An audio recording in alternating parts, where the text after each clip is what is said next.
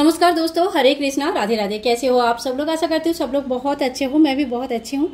हरितालिका तीज आप सभी का मंगलमय रहा है, यही कामना करते हुए आज हम देखेंगे कि जो सामग्री हमने चढ़ाया है, ये सामग्री का हमें क्या करना है, चौकी कब हटानी है, चौकी के रखे गए सामान का क्या करना है। तो चलिए एक एक करके देख लेते हैं। आप लोग अच्छी तरह से देख लीजिए ताकि आप लोगों को कोई भी दिक्कत ना आए। सबसे पहले देखिए, जब भी हम भोग प्रसाद चढ़ाते हैं, भोग प्रसाद चढ़ाने के 10 मिनट बाद ही हमें हटा लेना चाहिए। मैंने खाली आप लोगों को पूरा वीडियो दिखाना है, इसीलिए भोग प्रसाद रखा हुआ है, लेकिन 10-15 मिनट बाद ही ये सारे भोग प्रसाद आपको यहाँ से हटा लेनी है। जिनको व्रत रहता है वो तो कुछ भी पानी भी ग्रहण नहीं करते हैं, लेकिन जिनको व्रत नहीं रहते, घर के सभी मेंबर जो है भोग प्रसाद ग्रहण कर सकते हैं। ये जो हमने मुख शुद्धि चढ़ाया था, ये भी आप चाय में डाल के बना सकते हैं, या तो आप खुद भी वैसे भी खा सकते हैं, जल या भूमि विसर्जन कर सकते हैं। इसके बाद देखिए, जो हमने व्रत कथा का जो बुक था, इनको भी आप अपने जहाँ पे भी बुक वगैरह रखते हैं, पूजा का बुक रहता है, वहाँ पे आप रख दीजिएगा। इसके बाद देखिए, जो फल का थाली हमारा था, फल का थाली भी हमें यहाँ से हटा लेनी है। और हाँ, जो खीरा हमने चढ़ाया है और जो काला चना चढ़ाया है, इसी को खाकर पारण किया जाता है।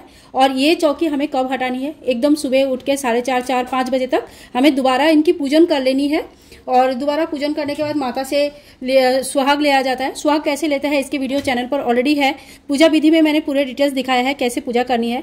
ये पूजा 4 पहर भी करते हैं, लेकिन कम से कम 2 पहर तक करना चाहिए, यानी कि शाम को प्रदोष काल में आपने पूजा किया है और उसके बाद अगले दिन सुबह आपको पूजा करने के बाद, सुहाग लेने के बाद ये चौकी हटानी होती है। ठीक है, तो भोग प्रसाद जब आप चौकी हटाएंगे, जब आप पारण करेंगे, तो आप खीरा खाकर या काला चना खाकर पारण कर सकते हैं। इसके बाद देखिए, माता को जो नारियल चढ़ाया जाता है और जो 1 रुपया का सिक्का है, ये सारी चीज़ें दान में चली जाती है। तो जो भी आपने दक्षिणा वगैरह यहाँ पे रखे हैं, वो सारे दक्षिणा एक जगह कर लीजिएगा। और ये नारियल भी आपको दान में ही देना है। तो इसमें से क्या क्या सामग्री आपको दान में देना है वो मैं बता देती हूँ।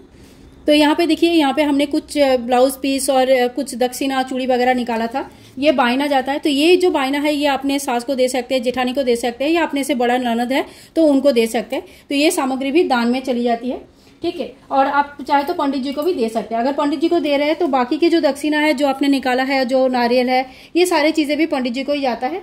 और इसके साथ साथ देखिए, जो माता रानी के लिए चुनरी और भगवान शिव जी के लिए कपड़े आपने निकाला था, ये भी पंडित जी को ही दान में जाते हैं। ठीक है, और इसके साथ साथ जो सामान हमने लिया था, जो कि सुहाग की सामग्री है, ये आप खुद यूज कर सकते हैं, लेकिन इसमें से कोई 1 या 2 चीज आप दान कर दीजिएगा।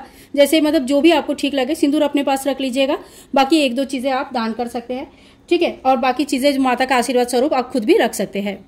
तो एक एक करके मैं सामान हटा ले रही हूँ ताकि आप लोगों को समझने में आसानी हो। इसके बाद देखिए, ये जो सिंदूरा है, ये आप अपने जहाँ पे भी रखते हैं वहाँ पे बहुत ही अच्छी तरह से रख दीजिएगा। आप अगर, मैं जैसे अपना सिंदूरा अपना पूजा स्थल में ही रखती हूँ, पूजा जहाँ पे मंदिर है, तो वहाँ पे आप इसको अच्छी तरह से रख लीजिएगा। जो भी पीतल का बर्तन है, जैसे जिसमें भी आपने पूजा किया है, धूप दीप किया है और साथ साथ में कपूर आरती किया है, हवन सामग्री जो है, ये सारी चीज़ों का क्या करना है। तो देखिए, ये जो लोटा 1 लोटा जल था, ये तो रात को ही हमने चंद्रमा को अर्घ्य दे देते हैं। लोटा को धोकर आप रख सकते हैं। और पीतल का जो भी सामग्री होता है, इन सभी को धोकर दोबारा यूज किया जाता है। तो ये सारे सामग्री आपको यहाँ से हटा लेनी है, धोकर दोबारा यूज कर लीजिएगा। साथ में देखिए, जो हवन हमने किया था, हवन का जो राख है, ये राख को आप छान के रख सकते हैं। भगवान शिव जी को भस्म बहुत प्रिय होते हैं, तो आप भस्म के स्वरूप में वो यूज कर सकते हैं। और जो हवन कुंड है, ये अगर पीतल का है, तांबे का है, तो आप धोकर दोबारा यूज कीजिएगा। और अगर मिट्टी का है, तो देखिए, मिट्टी का है तो मिट्टी का सामान का ऐसा रहता है कि दोबारा यूज नहीं होती है। लेकिन कई सारे लोग जो है ना, मिट्टी का चीजों को भी बार यूज करते हैं बार बार। उसमें आप क्या करेंगे, अच्छी तरह से साफ कर लीजिएगा और मिट्टी से या गोबर से उसका एक लेप कर दीजिएगा। इससे वो शुद्धिकरण हो जाता है, फिर आप उनको दोबारा यूज कर सकते हैं। इसके बाद देखिए, जो कलश हमारा है, कलश का जो दीपक है और बाकी जो तांबे का चीज़ है, ये सारी चीज़ें धोकर यूज़ करते हैं। और कलश के जल का हमें क्या करना है, तो देखिए, ये जो दीपक बाती वगैरह है, ये तो हम दोबारा यूज़ कर लेंगे। ये जो चावल है और नीचे जो चावल पड़ा है, इन सब से और भी चावल मिलाकर आप दान कर सकते हैं, या आप अगर थोड़ा सा चावल चढ़ाया है तो आप चिड़िया को भी ये सारे चावल दे सकते हैं। फूल पत्ते जितने भी है, जितने भी किस्म के फूल पत्ते अपने यूज़ किया है, वो सभी खाद हिसाब से यूज़ हो जाता है। और ये जो जल, कलश का जो जल है, ये जल पूरे घर में छिड़का जाता है और जो बाकी जल होगा वो पौधे में डाल सकते हैं। कलश के अंदर जो सुपारी, इलायची, 1 रुपया का कॉइन, ये सारी चीज़ें डाला है।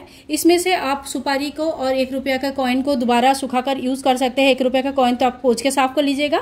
और हल्दी के गांठ वगैरह फूल जाती है काफ़ी, ये आप अपने खाने पीने की चीज़ों में यूज़ कर सकते हैं। इलायची, लौंग वगैरह भी खाने पीने की चीज़ों में यूज़ कर सकते हैं। तो देखिए मैंने कलश का भी क्या करना है आपको बता दिया है। और जितने भी फूल पत्ते हैं वो सारे आप इकट्ठा कर लीजिए। ये सारे चीज़ों का भूमि विसर्जन हो जाता है या जल विसर्जन हो जाता है। इसके बाद आती हूँ, देखिए जो जिसमें हम भगवान शिव जी माता गौरा का पूजन किया हुआ था, ये फूल जितने भी है ये सारे खाद बन जाएगी।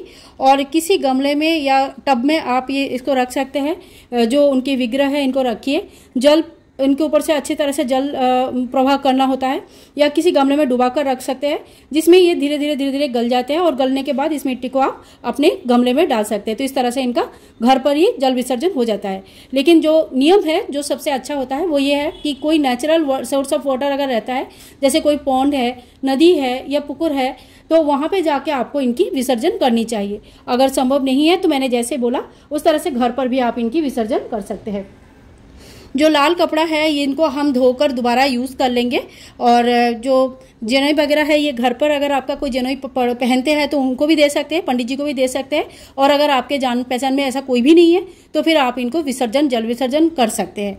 फोटो को अच्छी तरह से पोंछ के जहाँ पे आप रखते हैं वहाँ रख दीजिए, मंदिर में या जहाँ पर भी आप रखते हैं। चुनरी वगैरह हमें दोबारा हम यूज़ कर सकते हैं, पूजा में कोई दिक्कत नहीं है। केले के पत्ते और जो भी फूल पत्ते आप यूज़ किया है वो मैंने पहले ही बताया आप लोगों को। ये आप दोबारा खाद के हिसाब से यूज़ कर सकते हैं। सूखा के इनको खाद बना दीजिएगा मिट्टी के साथ, बहुत अच्छा पेड़ पौधे हो जाते हैं। तो आज का वीडियो आप लोगों को कैसे लगा जरूर बताना। और अगर वीडियो पसंद आई तो please like, share and comment. Channel को सब्सक्राइब करके रखिएगा। मिलूंगी नेक्स्ट वीडियो में, तब तक के लिए हरे कृष्णा, राधे राधे।